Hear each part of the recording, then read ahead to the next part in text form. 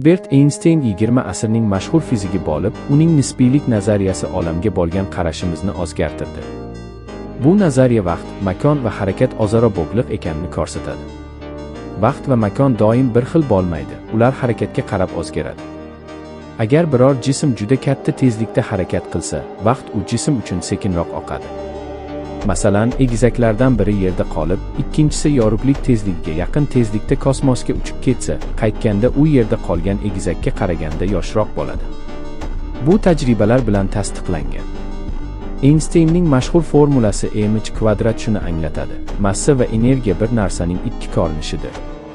Kichkina massaning o'zida ham juda katta energiya bor. Shu prinsip asosida yadro energiyasi mavjud. Gravitatsiya tortish kuchi emas, balki makon va vaqtning egilishidir. Massasi katta bo'lgan jism atrofidagi makon vaqtni egadi.